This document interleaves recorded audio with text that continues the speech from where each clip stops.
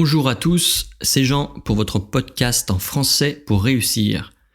Cet épisode est consacré à la préparation de l'épreuve de production orale du DELF B2.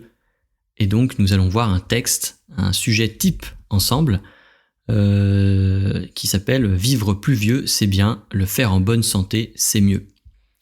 Donc je vais lire le texte et ensuite on va regarder ensemble les idées principales, le thème, et puis voilà s'il y a des mots un petit peu difficiles. Davantage de seniors en bien meilleure santé.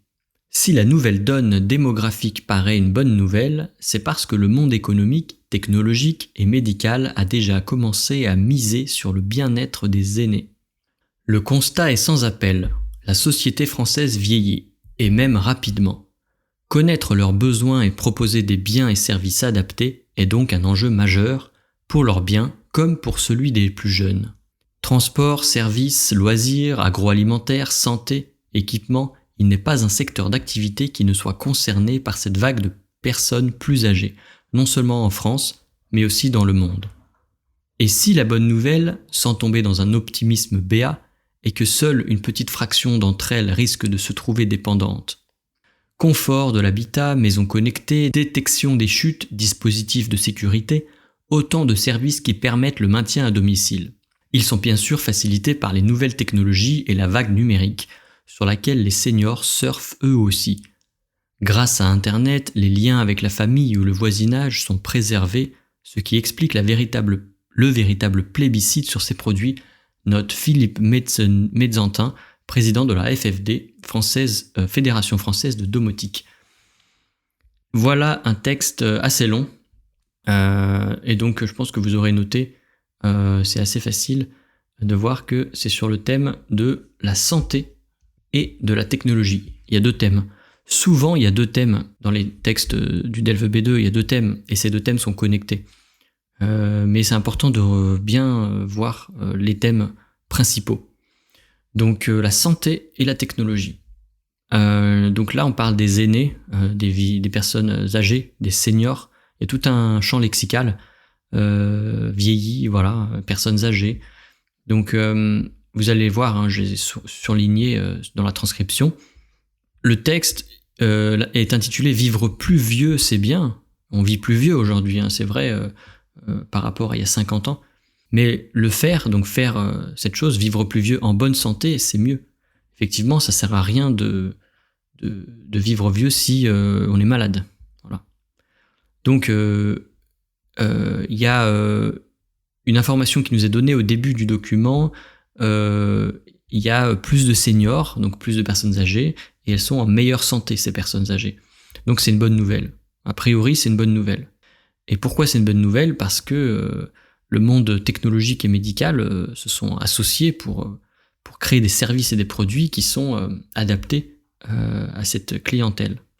Donc voilà, il y a un constat qui est fait, la société française vieillit. La France fait partie des pays où la population vieillit, c'est-à-dire qu'il y a de plus en plus de personnes âgées et de moins de personnes jeunes. Voilà.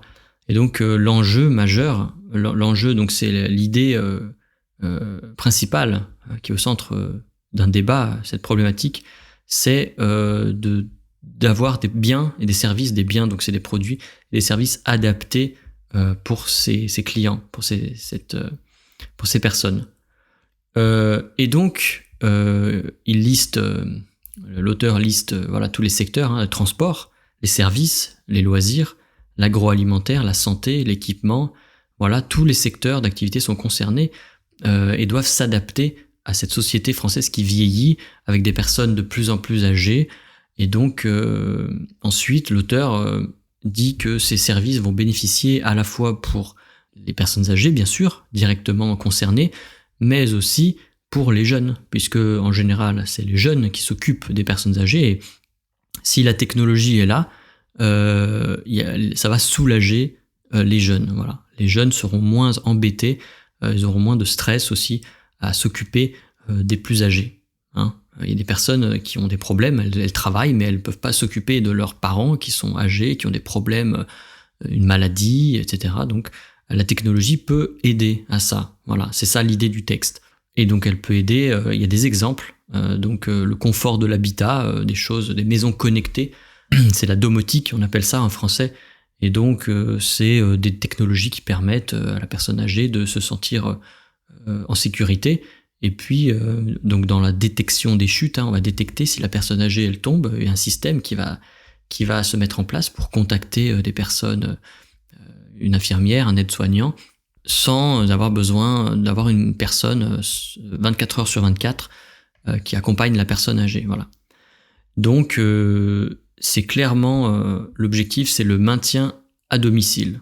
Le maintien à domicile, c'est-à-dire que la personne est très âgée, elle peut plus s'occuper d'elle-même toute seule, ou alors c'est très dangereux, elle peut plus faire la cuisine sans être en risque de se faire du mal. Et on va maintenir cette personne à domicile. Donc souvent il y a un aide-soignant ou une infirmier, une infirmière qui viennent pour accompagner ces personnes, mais pour qu'elles restent chez elles. Parce que c'est plus sécurisant pour une personne âgée de rester chez elle. Elle connaît, elle a pas de peur, voilà, elle est plus rassurée. Alors que le contraire, ce serait l'autre option, ce serait d'aller dans une maison de retraite. Voilà, une maison spécialement conçue pour les personnes âgées, mais malheureusement qui est un peu plus froide, un peu moins personnalisée. Et donc, je pense qu'il y a eu des études là-dessus, et il me semble que c'est quand même mieux qu'une personne âgée puisse rester au maximum chez elle, où elle a ses repères, elle a ses mémoires, elle a ses habitudes. Donc voilà, ça c'est un débat. Vous pouvez réfléchir dessus et vous pouvez également faire votre présentation sur ce sujet-là. Je pense que là, il y a deux choses. Il y a à la fois donc cette technologie, cette vieillesse en fait, donc la technologie au service de l'âge, et aussi il y a cette tendance en fait. Il y a une tendance qui apparaît là. C'est ce que ce texte nous montre. Il y a une tendance et c'est de plus en plus le cas.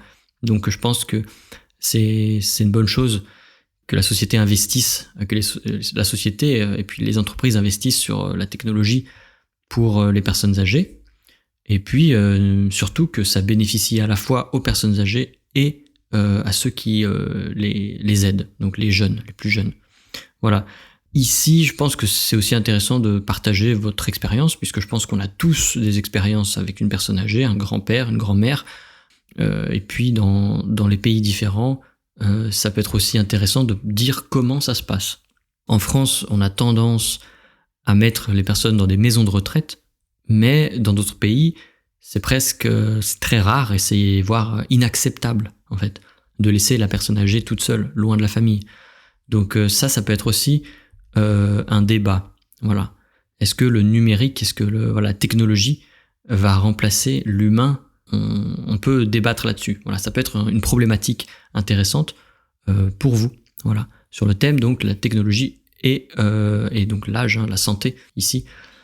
Voilà, donc j'espère que ça vous a donné quelques pistes pour réfléchir sur ce type de sujet, parce que c'est un type de sujet assez classique, la santé, la technologie, vous savez, les thèmes du B2.